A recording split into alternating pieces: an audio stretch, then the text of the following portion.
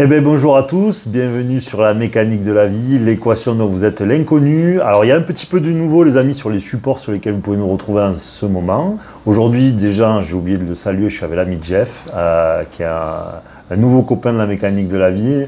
Merci à lui parce qu'en ce moment, il fait beaucoup de travail au-delà de cette interview, donc je le remercie, c'est la moindre des choses. Donc, Jeff, comment vas-tu?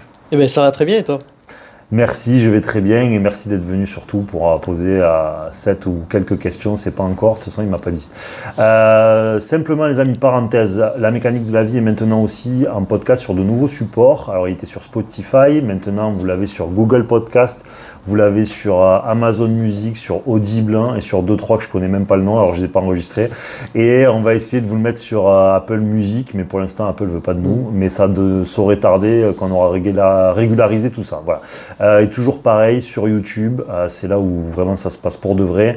Et nouvellement sur TikTok où on lance une espèce de demi-concept. Alors on essaye de ne pas trop faire racoleur, où on se permet de faire un peu le côté PMU de la mécanique de la vie, c'est-à-dire traiter des sujets un petit peu qui animent tout le monde, voilà, sans excès, mais pour s'amuser un peu et sortir de nos habitudes. Voilà. Donc on va démarrer, je ne veux pas faire une introduction trop longue, on va démarrer avec Jeff et la première question.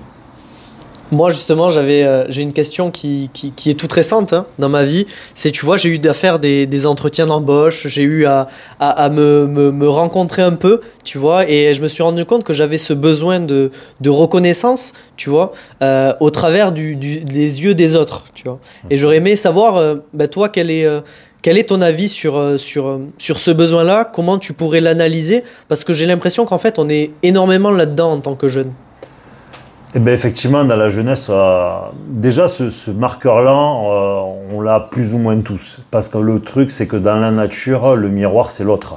Il faut jamais l'oublier. Ça veut dire que lui-même va douter lui-même de sa propre identité. C'est pas de son identité qui va douter dans l'absolu, c'est de ses capacités plus. Et donc, il va avoir besoin de trouver une résonance, un écho dans les yeux de l'autre pour être validé dans ce qu'il croit être capable lui-même. Voilà. Et donc, il y a une espèce de rapport qui s'installe avec le monde extérieur, dont on attend finalement la validation de ce que nous sommes. Et donc, on va s'exposer à ça. Évidemment, en fonction des individus, c'est variable. Voilà. Toi, peut-être que ton degré à toi est à un certain seuil, pour d'autres, c'est plus dilué, etc. Voilà. Mais ce besoin de reconnaissance, après, il va trouver son origine ailleurs aussi. On va le trouver beaucoup dans le manque de confiance, dans la peur du rejeté, dans la peur de l'abandonner. C'est une recherche d'amour, l'humain, en fait. Hein, pratiquement... Il faudrait que j'y réfléchisse, mais pratiquement tout problème humain trouve son origine dans un problème d'amour. Ça paraît extrêmement cliché, mais c'est ce que j'ai constaté. C'est-à-dire que l'intitulé d'origine de l'homme, son problème, c'est l'amour. Parce que si tu es rempli de cet amour pour toi-même, tu n'as pas besoin de la validation du monde extérieur parce qu'en fait, tu en as suffisamment à te donner. Voilà. Et donc, ce que pensent les autres de toi ne vient pas faire douter tes propres capacités parce que tu t'es déjà inondé de ce qu'eux avaient à t'apporter précédemment. Voilà. Et donc, ça change tout. Par contre, là où c'est intéressant du point de vue de la mécanique de la vie, ce que nous dit Jeff, c'est que dans son cas, il peut attirer quoi comme situation si on y réfléchit pour pouvoir l'entraîner. Dieu va faire quoi pour Jeff pour l'entraîner? Par exemple, il peut le mettre face à quand il va avoir un entretien d'embauche, face à des gens où lui va par exemple essayer de surperformer, lui va essayer de préparer ses entretiens, il va être extrêmement dynamique si la peur ne l'emporte pas sur son envie, hein, évidemment, parce que sinon, qu'est-ce qui va se passer? Par la peur, il va être stoppé, il va être freiné, il va être inhibé, je crois qu'on dit.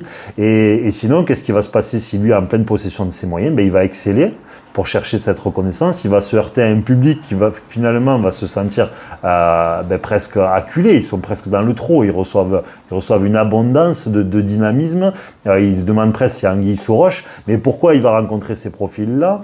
Simplement parce qu'eux ne doivent pas lui donner la reconnaissance que lui vient chercher, parce qu'il va être dans la contradiction vis-à-vis de sa problématique lui, qui est la recherche de la reconnaissance. Donc eux, leur objectif, c'est de ne pas la donner, pour que Jeff se retrouve par exemple, ou quelqu'un se retrouve face à lui-même, et donc face à sa problématique, face à lui-même et Dieu, si je puis dire. Voilà. Donc ça, c'est le genre de profil. Sinon, l'autre cas qui peut arriver, c'est que l'individu risque de chercher à exceller. Je pars toujours du principe qu'il n'est pas stoppé par la peur. Hein. Il va exceller. il va lui être donné le poste ou l'entreprise qui va très bien fonctionner. Et au bout d'un moment, en fait, comme il avait un besoin, un manque, donc un besoin de reconnaissance, un manque d'amour, un manque d'estime de soi ou un manque de confiance, ben, il aura créé son entreprise dans une fréquence négative, puisque tout ça, ce sont des besoins, des manques. Et donc, qu'est-ce qui va se passer? C'est qu'à un moment donné, tout va s'écrouler pour qu'il soit comme renvoyé à lui-même, comme un peu humilié presque, en tout cas, lui va se sentir pour redouter de lui-même, parce qu'en fait, il a essayé de chercher à l'extérieur par l'entrepreneuriat par exemple ou la validation des autres, ce qu'il devait trouver à l'intérieur de lui-même. L'extérieur ne servait que cette interaction et rien de plus. Voilà.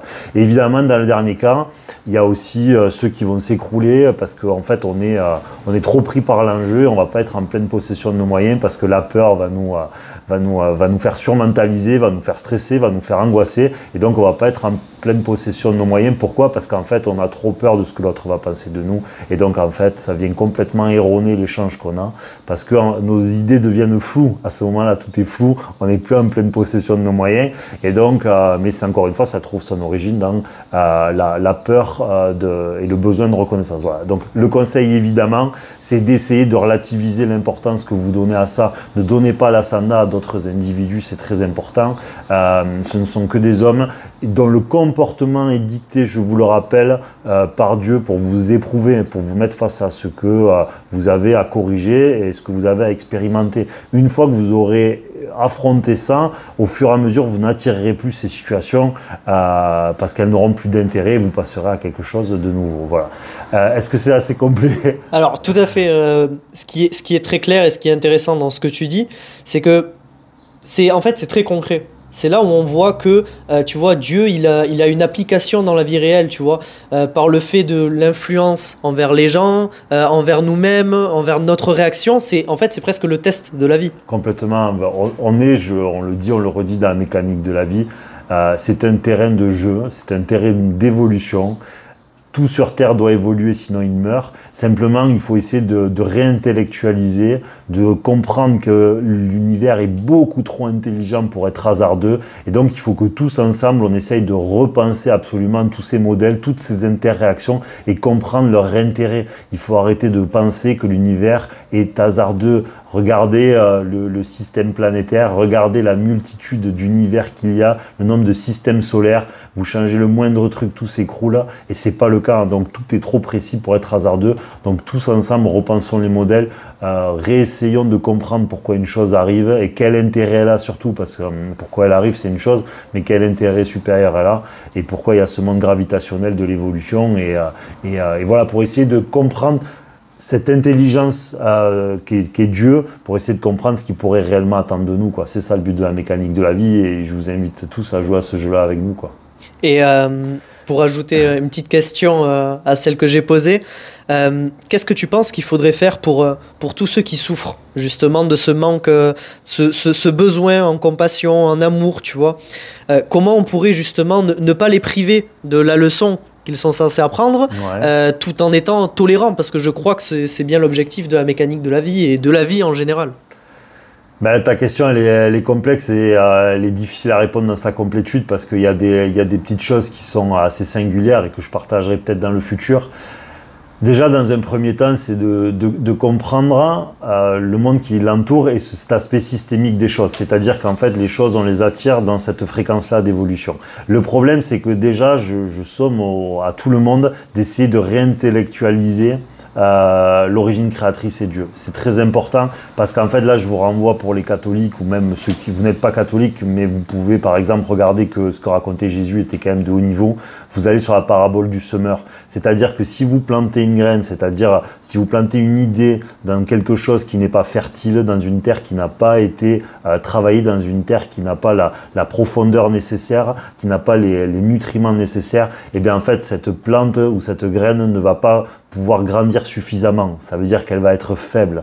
Et ce qui se passe avec l'humain, c'est la même chose. C'est-à-dire que si nous ne travaillons pas notre intellect, notre spiritualité, notre science, parce qu'en fait, Dieu peut aller se rencontrer par la science, à mon avis, en tout cas, très rationnellement, même si même si ce n'est pas absolu, mais vous pouvez avoir des probabilités qui vous tendent à dire que l'intelligence qui nous entoure est trop grande. La théorie de l'évolution, elle est très bien, mais comprenez que le simple fait d'ordonner à un atome, à une particule, à une onde, de bouger ou d'aller vers quelque part est déjà un ordre qui a été donné. Et donc c'est un ordre intelligent qui a été mis là. C'est une énergie permanente, si vous voulez. Donc, quand bien même on prend toutes les théories, il n'en demeure pas moins qu'à l'origine, il y a un ordre de permanence qui a été donné à la matière, à l'onde, à la particule, de fonctionner.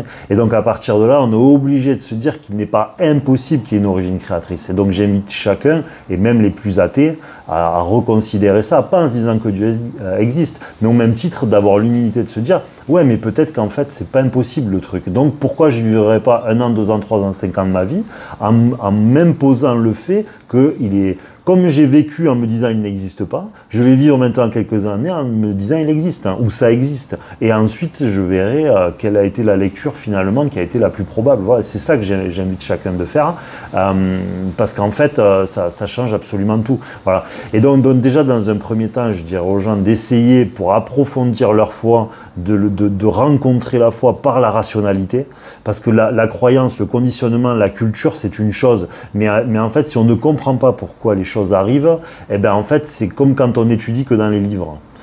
Quand on étudie que dans les livres, on finit par être incomplet. On finit par en fait ne pas être dans le réel, parce que le réel a d'autres profondeurs. Vous pouvez faire ce que vous voulez, si la charpente vous ne l'étudiez que à travers les livres, vous aurez des mouvements qui seront moins précis. Vous pouvez mettre ça dans tous les mondes de l'artisanat. Donc il faut comprendre que la rencontre de la vie, c'est la même chose. Il faut arriver à faire il faut arriver à être acteur finalement du déclencheur de la foi, et pour en fait nous devenir un terreau fertile pour recevoir une foi un peu plus grande, parce qu'en fait on va la faire germer, parce qu'on va se dire ok, c'est trop logique en fait. Donc mon doute, je l'aurai toujours, je suis un homme, dans l'absolu pourrais-je toujours savoir que Dieu est là, ce n'est pas possible. Si on avait une foi absolue, on pourrait faire bouger les planètes, c'est pas le cas, donc ça veut dire qu'on est toujours en retrait par rapport à ça, mais par contre on peut essayer de grappiller des degrés, et donc il faut créer une vie où en fait on intègre Dieu partout, c'est-à-dire j'ai ça, c'est parce qu'il y a un intérêt, je vais donner du temps à la science pour essayer de comprendre quelle est l'expression de cette mécanique divine. Voilà, donc il y a une volonté, mais moi je ne la fais pas forcément rentrer dans le monde religieux. Je dirais qu'en fait il ne faut pas hésiter aujourd'hui avec tous les outils qu'on a à la mettre aussi à travers la science, quoi. Je trouve que la science, alors qu'elle n'est pas faite pour des intérêts politiques, et vient extrêmement valider tout ça et permet justement d'acquérir plus de profondeur peut-être dans notre foi, parce que on travaille le sol. Voilà. Nous sommes un sol qui doit être travaillé pour que la foi puisse venir s'intégrer, devenir plus dense, plus forte.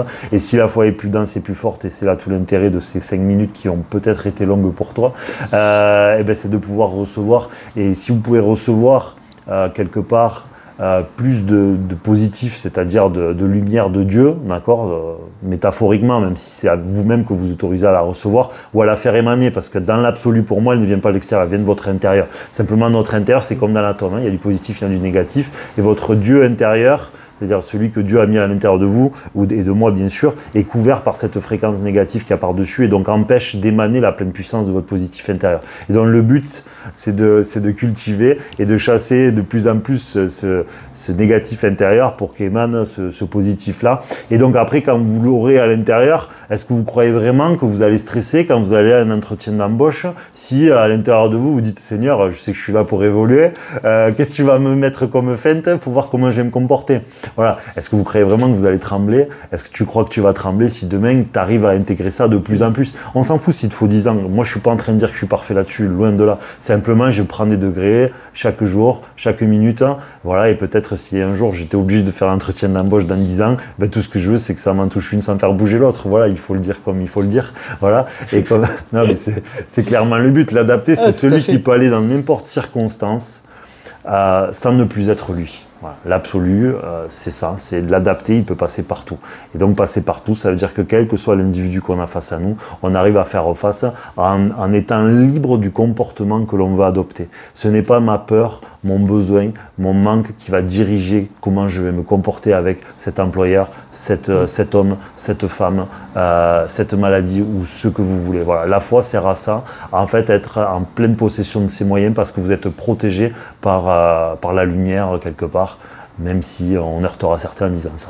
Non, mais tout à fait. Moi, ce que je trouve très intéressant, tu vois, dans cette approche de la mécanique de la vie, même quotidiennement, tu vois, c'est ce côté d'observation, tu vois, par la créativité, par vraiment le regard. Tu portes un regard sur les choses et ça, en fait, par une analyse très simple, très rationnelle, très logique, tu peux arriver justement à comprendre les mécanismes de la vie, quoi. C'est ça.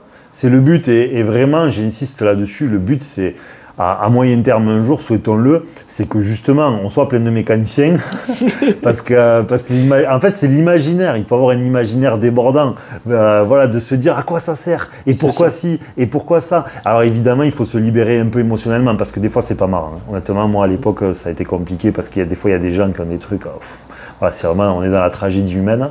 Donc il faut arriver à se l'autoriser parce qu'en fait, il faut comprendre que s'il existe une origine créatrice, la mort n'existe pas. Voilà, l'absolu est plutôt pour l'après.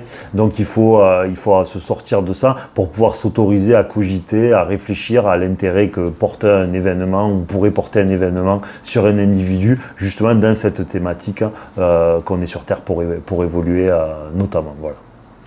Jeff, tu connais la mécanique de la vie depuis quand? Je ne t'ai même pas posé la question. Alors, que je te connais. Moi, là, pour le passif, maintenant, ça va faire à peu près 2 mois que j'essaye de plus ou moins pratiquer par des échanges, que ce soit avec toi ou avec d'autres. Hein, okay. Parce que, tu vois, avant, je lisais beaucoup. Tu l'as dit tout à l'heure, quand on lit beaucoup. Mais, tu vois, je n'appliquais pas la mécanique de la vie directement. Et c'était un peu laisser pourrir le fruit. Tu vois, ouais. Et donc finalement en retravaillant un petit peu mon analyse, je me suis rendu compte, tu vois, de changements véritables. Et c'est ça que je trouve intéressant au travers de mécanique de la vie, c'est que il n'y a pas de restriction. C'est une totale liberté, une analyse rationnelle et une ouverture totale. Donc, c'est ce qu'on essaye, les amis. Ça c'est vraiment très très important. Un humain ne doit jamais se hiérarchiser par rapport à un autre humain. Faites attention de jamais vous transformer en faux prophète ou que les autres vous y amènent. C'est extrêmement fondamental. Le but de nous tous, c'est d'interagir pour que chacun d'entre nous se rapproche un peu plus de ce qu'il a à faire sur Terre et de Dieu. Et l'humain ne doit pas être un intermédiaire entre un individu et l'origine créatrice, c'est vraiment fondamental. C'est juste qu'on discute tous ensemble par souci de fraternité et d'évolution pour essayer de comprendre et se mutualiser dans cette dynamique. Voilà, et c'est vraiment tout ce qui compte. Bon, en tout cas, merci à Jeff. Moi, je le remercie pour de vrai. Donc là, tout ce qu'on dit n'était pas prévu. On n'avait pas prévu de faire cette vidéo. On était sur un tout autre travail, donc merci à lui. Voilà, du travail qu'il effectue en ce moment. Je vous le redis les amis, Mécanique de la vie, donc en podcast sur Spotify, sur YouTube, maintenant sur Google Podcast, Amazon Music, Audible, toujours sur mécaniquedelavie.com et nouvellement sur TikTok avec un côté fourre-tout pour rigoler un peu plus. On se fait plaisir. Voilà, à ton initiative d'ailleurs, à ton initiative totale, et à voir si ce contenu-là sera de temps en temps, ces vidéos-là, qui sont des shorts, hein, des petites vidéos, sera republié sur Instagram. On n'a pas encore décidé. Voilà. Merci à tous les amis. On fera un live très prochainement. Ça fait quelques temps qu'on l'a pas fait. Pensez à liker, pensez à commenter parce que ces sujets, je le dis tout le temps, touchent peu de monde et donc c'est difficile de sortir de la sphère classique. Voilà. Et à très bientôt sur la mécanique de la vie, les amis. Et merci à Jeff.